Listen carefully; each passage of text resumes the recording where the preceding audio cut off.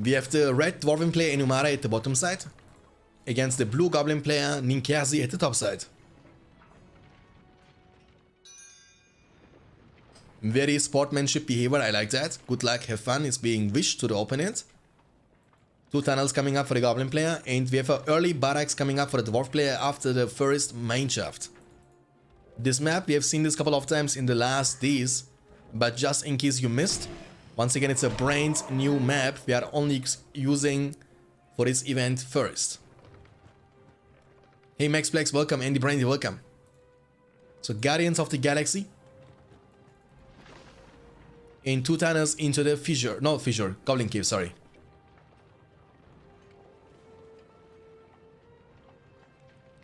Okay, so you know, I don't even need to mention that dwarves, the Guardians, are way stronger than the Goblin warriors, but Goblins are faster, and that means you can potentially dance around the rosy, try to stall time by putting pressure. Other than that, it's a quite mobile faction matchup between Goblins and dwarves. Expanding is at least as important as defending, and for that reason you need to be scouting all the time, you know? You need to be scouting all the time. Tunnel is now moving on with the builder. Enumara on the other side is getting some Guardians on the field first. He has already 1 Guardian inside the mineshaft, and he was able to build the offensive mineshaft now next to Ninkazy, the Goblin player.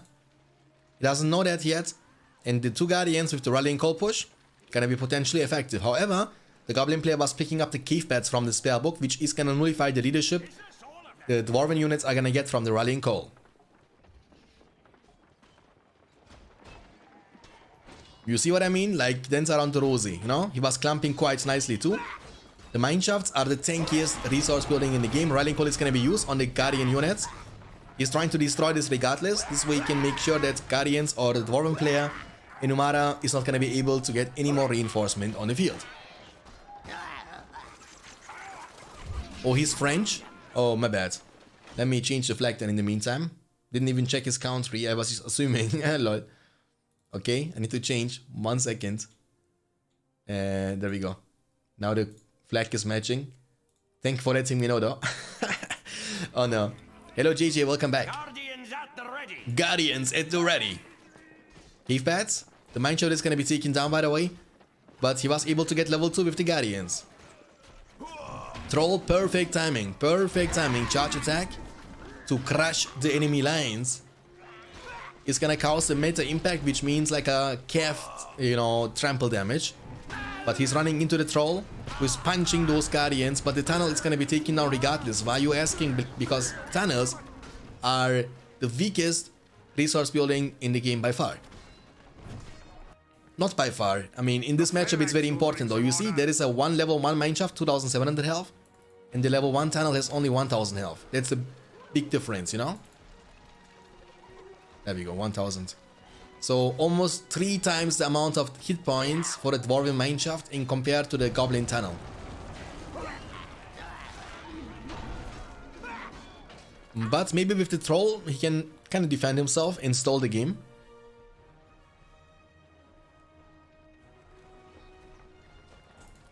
Uh-oh, be careful with the troll. Don't risk the biscuit. Level 2, recovering over time. The second troll is on the fields now. 300 command points for dwarves. This mineshaft is going to be potentially taken down as well. And we have 350 command points for Ninkazy, the goblin player, who's under pressure all the time. But the troll is diving in.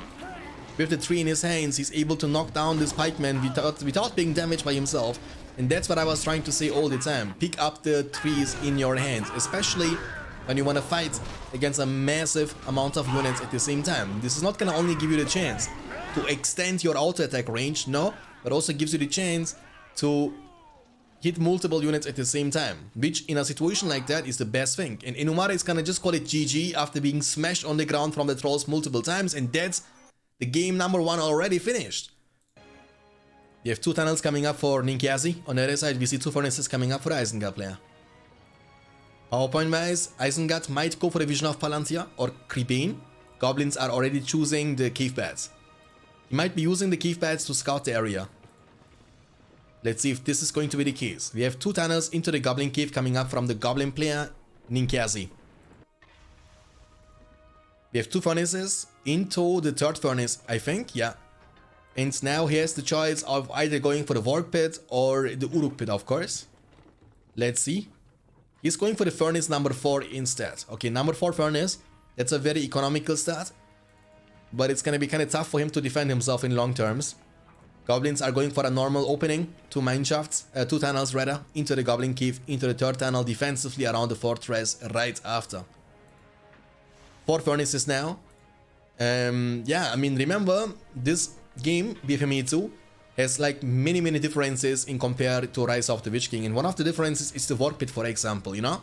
You don't need to get your Warg Pit to level 2 in order to be able to recruit some Warg Riders. That's not needed.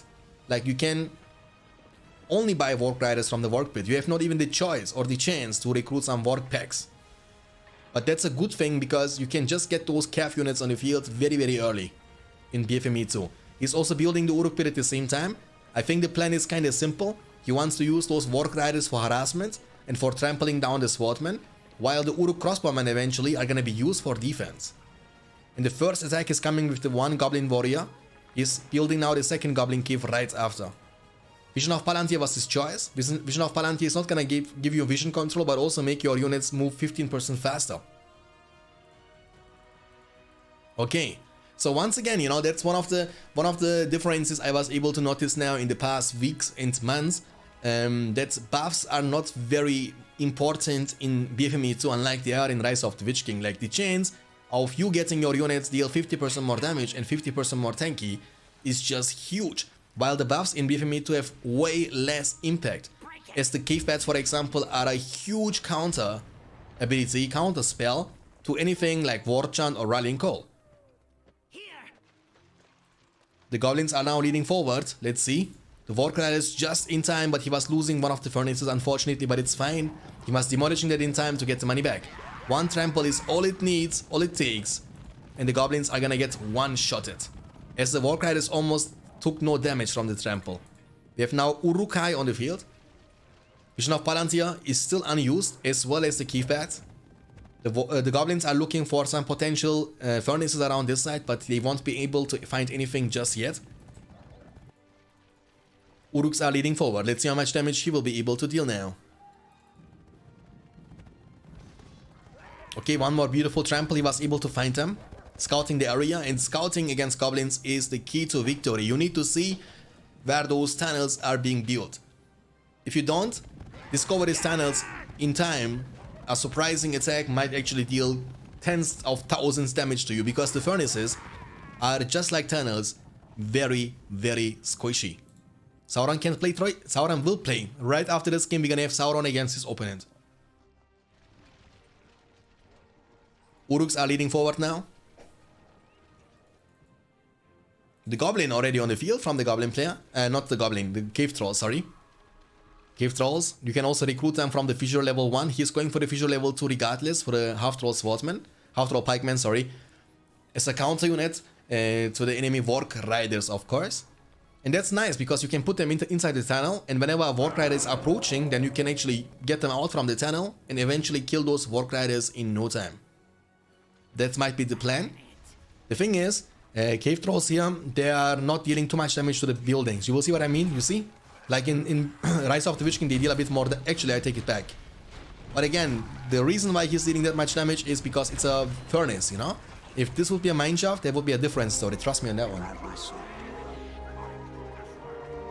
Tiger95, thanks for the follow, appreciate you. Hope you're gonna enjoy your stay. Tremble is incoming, the troll has to run for his life. You don't want to be touched by this enemy pikeman. Pikes are extremely strong against you. And even with the Palantir, I believe they won't be able to chase you or catch you, or... He's grabbing a tree. Let's see what's gonna happen here. Boo! Yeah, and get knocked on the ground. Now run you for your life. And sometimes they are being scared from the troll, you know? It's like a crowd control effect which happens randomly. Mr. Balin, welcome. Turn and hit. Hit and run. Nice micro here from Ninkazy. Cave Bats was used, but it's a bit too late. He lost the tunnel behind the base. Now we have lots of units, especially those half-troll pikemen, need to be avoided. Banner was able to survive from level 2 Urukai. Pikes are leading from the bottom side. SDK stream, welcome. Dwarven music in the background, you love to hear that. When there are no dwarves included in this game. Enumara Lucia, he lost the first game. Hello BFME Mania. Hoş geldin. This is gonna be taken down right after. So we have right now 400 command points available for Enumara and 350 command points available for Ninkazy. This game isn't over yet, but this pikeman can actually be dealing quite a lot of damage. He has no goblins around yet. He has only one goblin warrior inside the tunnel. And once again, the buildings, you can't compare them, you see? That's a fissure which is supposed to be one of the tankiest buildings in Rise of the Witch King. Even though it's level 2, it's still getting destroyed in no time. Focusing down the production buildings with the damage output from the pikes. Damage from pikes is actually insane against buildings, you can see that yourself. When I play, if Archangel is around, you can play right now, Mustafa, I don't mind. You can get your games right after or before the games between Sauron and his opponent best friend. Pikeman of Tannen will be summoned as well from the Isengard player.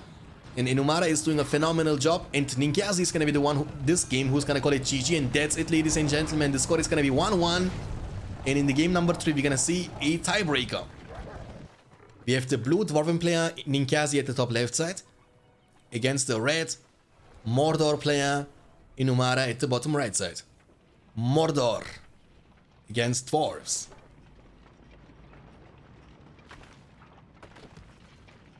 And once again, we see an early barracks opening after the first mineshaft. The second builder is gonna potentially move forward to eventually build a mineshaft next to the base of the red Mordor player. Ninkazy will get those pikes on the field first, and he might also attempt to creep this work layer or the work layer here on the left side. He has a couple of options, of course. On the other side, we see Slaughterhouse, Orc Pit into the second Orc Pit right after. You see the placement of the buildings, very important. He's always using the Tainted Lands around the fortress, which is gonna give you more protection. And also, he's making a sandwich with these two Orc Pits and the Slaughterhouse. The Slaughterhouse is like the cheese in between the sandwich, you know, this way you can protect it a bit easier. And also slaughterhouses are a bit tankier than furnaces, then not mineshafts, then tunnels, and then also malone trees.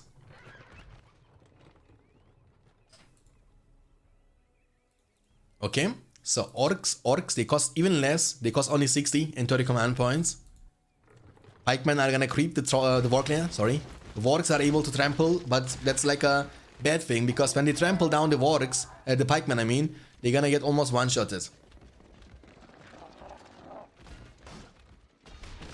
Now you see, you don't even need to attack him because he's trampling you down, and when you trample pikemen you will take damage in return, of course. The creep is going to be secured by the dwarven player now, of course, uncontested. The orcs are not going to be there in time. He has now also guardians on the field. The money is going to be also secured by the dwarven player, level 2 pikemen. Oh, I see you.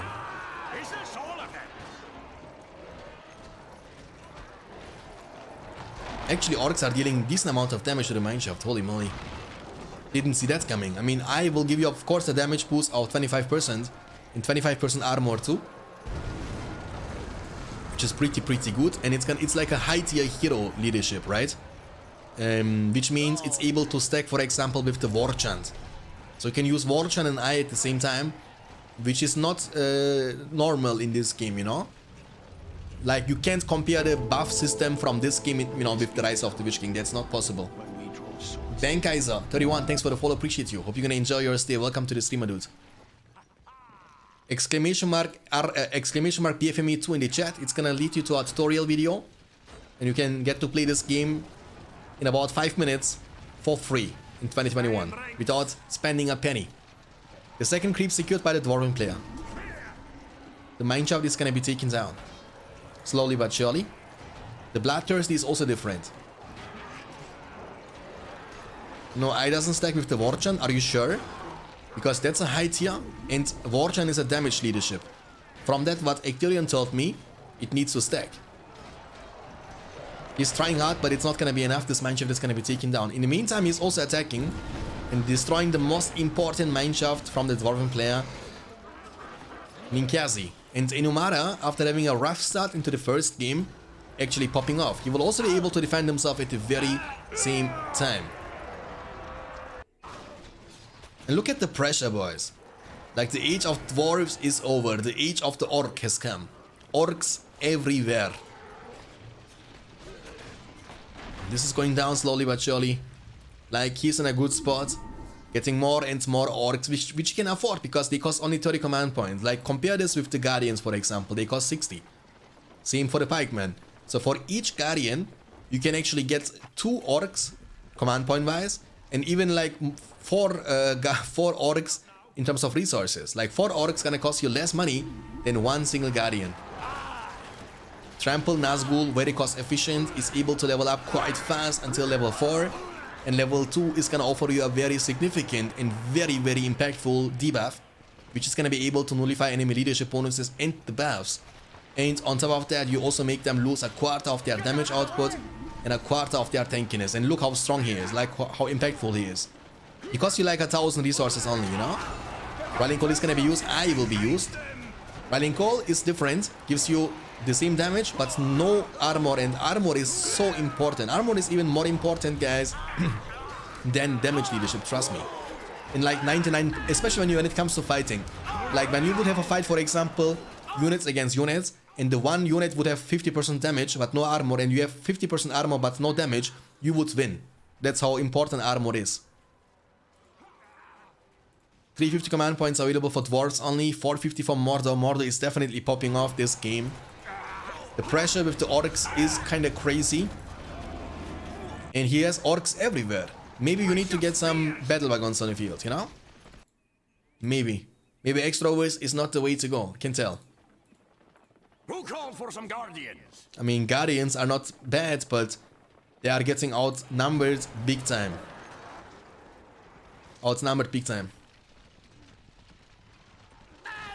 Hey Exotic, welcome. Yeah, it looks like a GG, but you know, I've seen many shenanigans. Like, it's not over until it's over. Like, anything can still happen. Like, one big throw and one good fight for the dwarves can actually change everything, because the dwarven push is very important and very strong. Thanks for the follow, by the way, appreciate you. Thank you so much. 6 power points almost collected. He might go for the 10. Barricade will be summoned, but it's a bad barricade though. Maybe not. Let's see how fast he can take it down. But the problem is, when he's gonna commit against this, he's gonna lose a lot of units to orcs and orc archers, you know? But dwarven power with the pikes is pretty significant.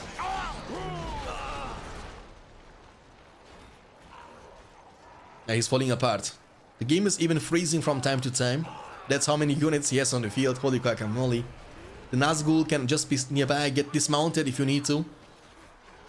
That's something we don't see very often, you know. Getting dismounted makes a lot of sense in this kind of situations, because that's gonna increase your durability and your tankiness against pikemen.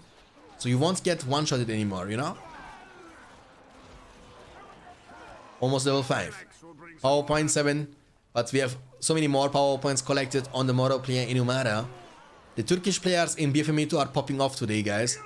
One of them was able to win the best of 5 series earlier today. And now he's in the quarterfinals, and maybe after one more win, Enumara will also enter the quarterfinals. Alright, so we're gonna see Goblins against Mordor. We have not seen Men of the West or Elves in this best of 5 yet. And we won't see it unless Enumara is gonna lose and Ninkazy is gonna win. Because otherwise, if Enumara wins, this series is over and he's gonna move on to the quarterfinals. We have the red Goblin player Enumara on the left against the blue Mordor player Ninkazy on the right.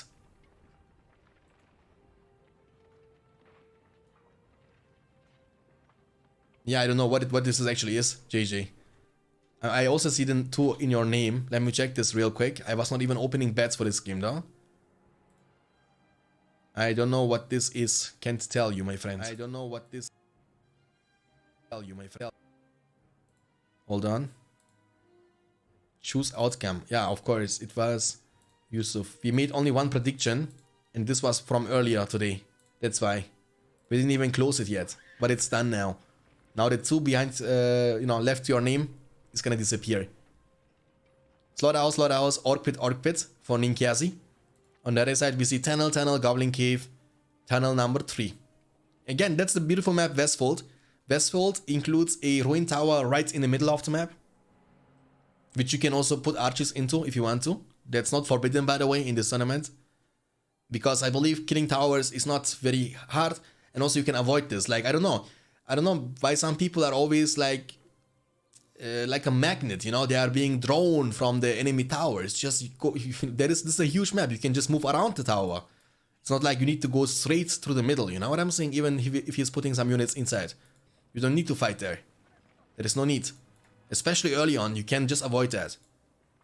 Goblin Cave number 2 is coming up. No problem. 350 command points for Goblins and 350 command points for Mordor, who was picking up the Tainted Land, not the Eye of Sauron, unlike his opponent last game. Yeah, I don't know why people are always complaining, you know, that's a feature of the map, of the game, you know. Then we can also, when we start with the towers, we can also say, okay guys, no cav, no heroes. Guys, not many Malone trees, only 2 Malone trees are allowed. Like, I don't want to make like a rule which is making restrictions about the possibilities of each map or each faction, you know. Like for example, in Battle for Middle-earth 1 it was like that, people were flaming you if you was building the Stoneworker up, you know, the building from the Gondor base, which was making your towers hit extremely hard. But also that was quite expensive. He needed to invest 1500 for the building all alone and over 3000 for the upgrade, you know. Then don't give your opponent the chance to do that. Hey Luri, welcome. Orcs against goblins, goblins are stronger.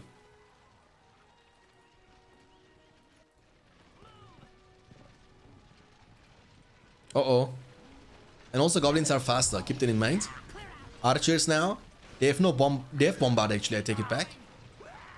Uh-oh. Keep in mind, oh, there we go. That's a war chant start from the goblin player. I didn't see that coming. I was actually expecting the cave bats, but there is Gollum lurking around. And look, Gollum's health, 12,000. Lol. Killing goblin is gonna be so hard. The major problem here for the goblins is if he ever lets those orcs clump against the tunnel is gonna be taken down in no time. Like, tunnel is only having 1000 health, you know? Slaughterhouses are a bit tankier. 60% tanky actually. And also Mordor has no lancers, but you have the chance to recruit 3 Nazguls from the fortress, which are quite cost efficient as a replacement of having cav units on the field.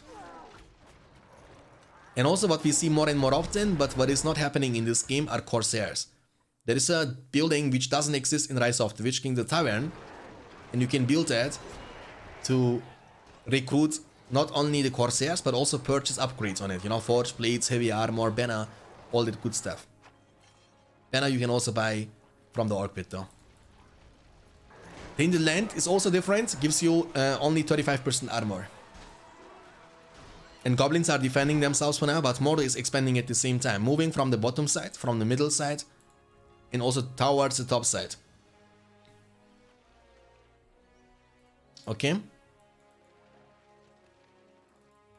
Looks like he's creeping also the Warclay at the bottom right side with the Easterlings. He might always get those Haradrim archers on the field later on, but I believe the Nazguls, they have such a crazy impact on the game, just get them on the field first, at least one of them. Because the level 2 debuff, which is always active passively, as long as your hero is alive, is just very, very strong. Okay, hey, be careful. Oh, he was not paying attention, guys. Now the goblin player might be able to steal the creep. That's not gonna be good, trust me on that one. Uh-oh. More goblins are coming. Who's gonna get the money? That's the question. Actually, Mordor is surrounding it pretty nicely now. It's about dropping. Oh. Actually, the Mordor player was able to get 2 parts, and the goblin player was only able to get 1 part. So it's not the end of the world. No heroes just yet. Remember, Goblin faction in BFME2 offers you only 3 heroes. Azog is not included. So you have only the chance to recruit Gorkil the Goblin King, Shelob, or Drogoth the Dragon Lord. That's it.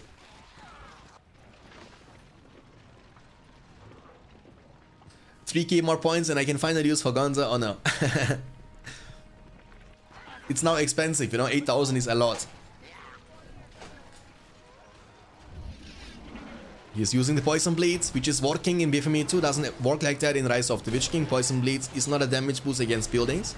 Troll with his tree in his hand, smashing down those orcs on the ground, as well as the Easterlings around them. Troll with the tree is so effective, you know? Maybe Mordor players should be also getting some trolls on the field. Maybe troll cage would be nice. Why are the bets so low? Everyone lost their points to Gonza? Potentially. Potentially they lost all the points, you know? They were spamming it at some point, like 2-3 days ago.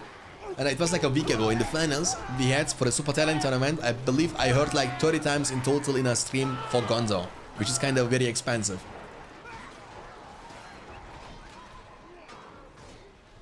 The troll is running for his life, level 2. He's gonna be able to heal up over time, not a problemo. This is gonna be, I mean, that's a nice amount of damage he will be eventually able to deal because there is no protection for now from the Mordor player. Spider Allies is available for Enumara too. The Goblin player might use the Spider Allies to deal even more economical damage.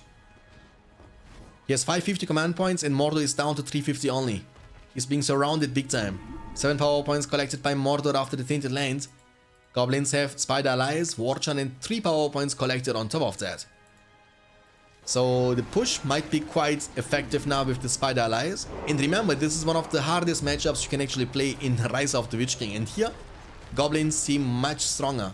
Much stronger in compared to BFME2, the Rise of the Witch King. Oh my goodness, the spiders are actually killing those orc pits like they are nothing, dude. Look at the damage. What's going on? Oh my goodness. I mean, orc pits are not also the tankiest production buildings in the game, but still, like, they are bursting it down in like 2 seconds. While the troll is being used for defense, which is very nice because you can one-shot those orcs from a safe distance.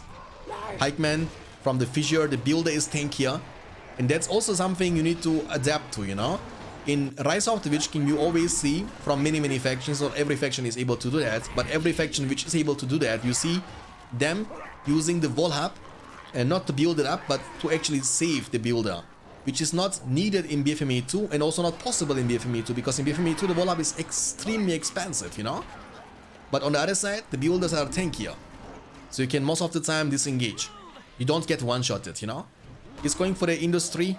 We'll be using that on the one level 2 slaughterhouse he has left on the field. That's a resource boost up to 300%, which is a massive economical boost for Mordor. But he's still down to 450 command points only. Now, it is going to be very important that Mordor player is gonna try his best to keep the slaughterhouse protected. That's very important. Hey Rex, everything good, my friend? How about you? How was your weekend so far? I hope you had a fantastic weekend. We had like a series going on today between Yusuf and Chumba earlier today. Oh, the Nazgul is getting sit down on the ground. And now that's our second best of 5 series. Oh, the Nazgul is actually being very strong. Shelob is on the field, who is also a very expensive hero in this game. Level 10 is actually quite massive once you get the Web of Ungoliant. It's gonna cripple down the enemy units in spider webs for 4.5 seconds and drains their life for a duration. And once again, the animations in this game are looking next level. Once you are able to see these big abilities from level 10 heroes, it's gonna be massive. Hangover, I got a hangover. Ooh.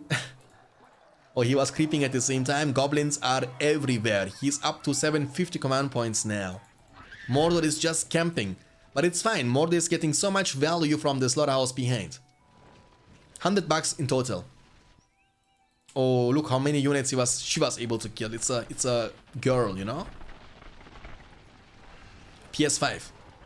You wish, my friend, you wish. I don't even have a PS5 myself. If I would have the money for PS5, I would still not buy it, though.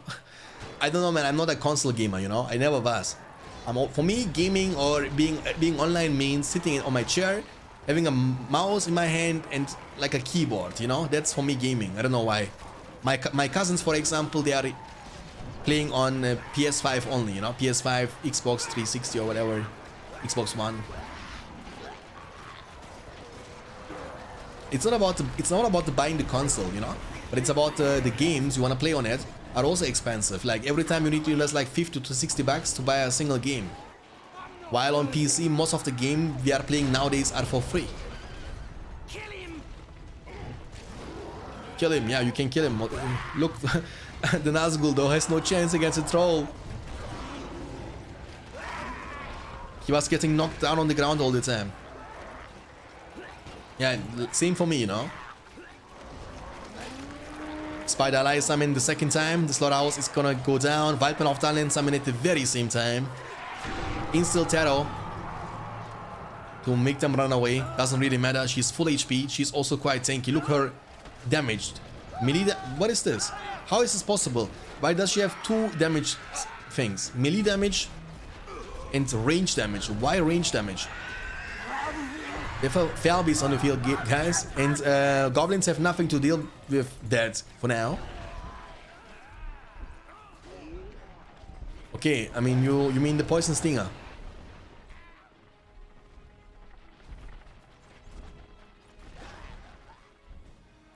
Okay, level 2. I mean, that's gonna delay, but not gonna deny. Yeah, I mean, there are some good things about the console game too, you know. About console gaming, doesn't really matter. It's about your skill. Like when it comes to play, for example, FPS games on your PC, the person who has a better PC setup, like for example a better graphic card, better CPU and stuff like that, will have always a huge advantage over you. You know what I'm saying? And when it comes to play console games, that's not being the case because everyone has the same setup. You have no advantage or a disadvantage. But there are some people, for example, the professional gamers, they have like 2 graphic cards. In total, they are worth like $2,000 all alone. And you and me, we have a pleb graphic card on our PC, while this guy is playing on like 144 FPS smoothly. We are struggling with 60 FPS, you know what I'm saying? So he has a huge advantage. He's able to react faster because he has like the best PC out there, you know? And you can't have the best PC, at least not for a long time, because you are being outdated all the time. Eventually, after a couple of months, you need to replace this, replace that, replace this.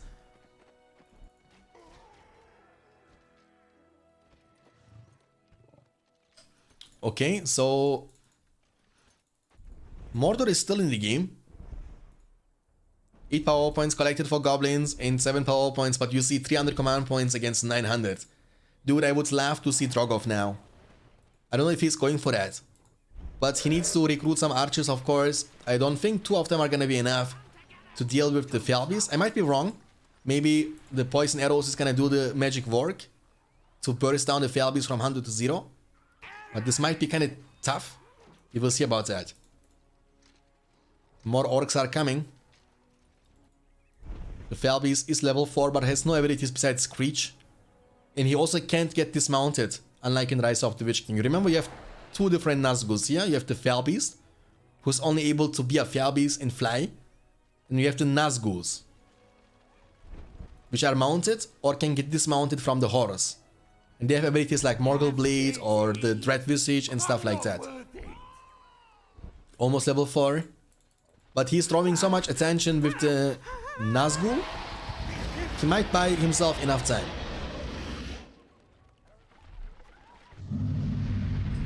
Oh my, do you see the animation, guys, when a hero like her joining the battlefield? Drogoth the Dragon Lord. Now we will see a real flyer, you know what I'm saying? Oh, the poison arrow range. Oh no. I think the fireball is gonna be able to finish him off. Let's see. Fireball. Aggressive stance too. He's gonna call it GG. Wait, I wanna see the fireball. Fireball.